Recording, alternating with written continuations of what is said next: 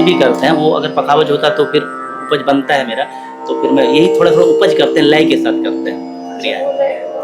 पखावज के हाँ, साथ जैसे मेरा कुछ जोड़ा हुआ नहीं होता है, मेरा एट ए टाइम बनता है, और जब पखावज हो तो बनता है, तो पखावज हो तो फिर मुझे बहुत दिखता है चीज़ें कि उपज में क्या-क्या करना है। तो उपज का मतलब यही है कि उपजना, मतलब राग का ध्यान रखते हुए आप भिन्न-भिन्न लय में अलग-अलग तरह का लयकारी जिसको कह सकते हैं, आप लय में लयबद्ध बंदिश को लेके जो क्रियाएँ करते हैं उसको उपज कहते हैं। तो उपज होता है लास्ट में, फिर उपज खत्म कर दिया जाता है। अब ये में ना आज मेरी क्लास चल रही है, मुझे ऐसा लग रहा है। नहीं मतलब कहने का मतलब ये है कि हम लोगों को भी, मैं आपके आने से पहले जो है, जब भी हम लोग साक्षात्कार प्लान करते हैं तो मुझे भी कुछ रिसर्च करना पड़ता है।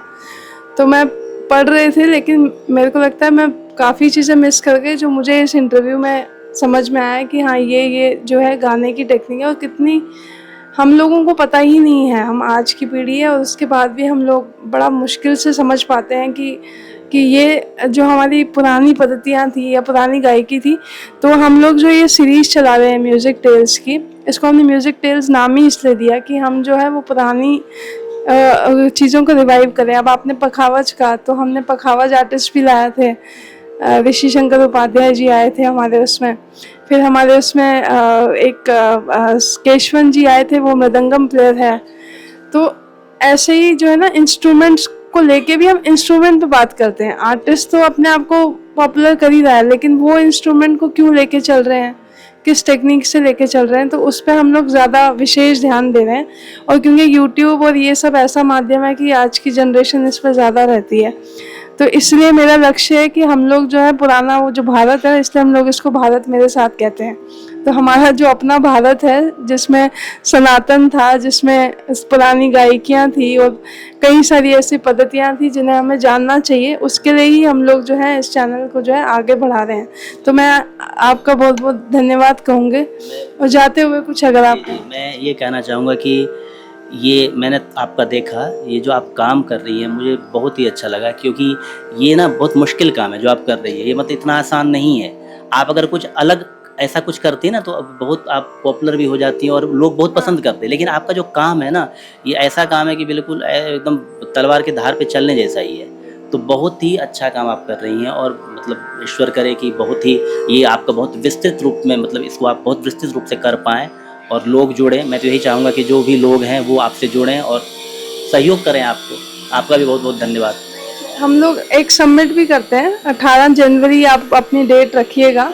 उसमें जो है जितने भी लोग सेकंड उसमें आए हैं, हमारे जितने 25 से 30 गेस्ट होंगे, सभी वहाँ पे मौजूद होते हैं। वो एक वो है कि हम लोग एक तो सम्मानित करते हैं सबको वहाँ पे, साथ ही हम लोग सामने बैठ के सबको इकट्ठा बैठाते हैं और एक पैनल डिस्कशन होता है, जिससे एक यूनिटी भी दिखती है।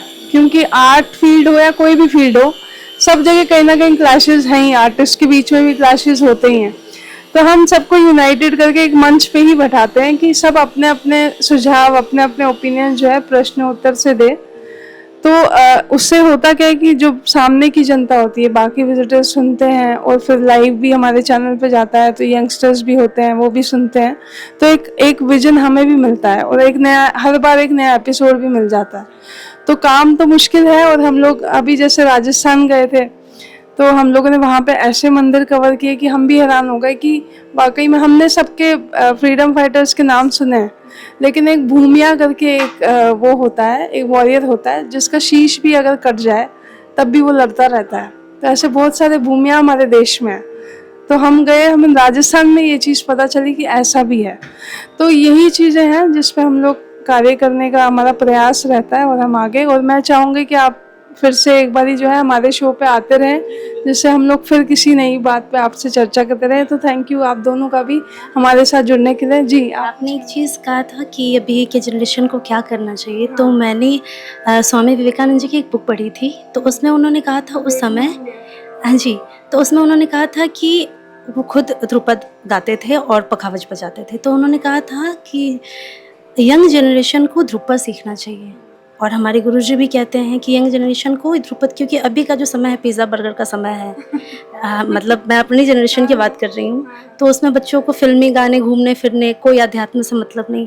तो ध्रुपद एक जोश आता है अंदर में ध्रुपद करने से और सुनने से, ना करो तो सुनो एटलीस्ट, और इससे हम अध्यात्म से जुड़े रहते हैं। तो अभी जो समय हमारा चल रहा है, स्थितियाँ चल रही है देश की भी, तो उसमें ध्रुपद अगर हम करते हैं तो हमें बहुत सपोर्ट मिलता है, बहुत स्ट्रांग होते हैं अंदर से हम।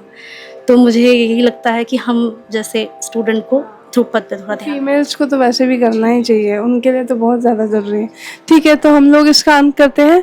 सर आपका धन्यवाद, आप सभी का शो पे आने के लिए बहुत बहुत धन्यवाद। देखते रहिएगा भारत मेरे साथ, और जल्दी आएंगे आज हम नए एपिसोड के साथ में।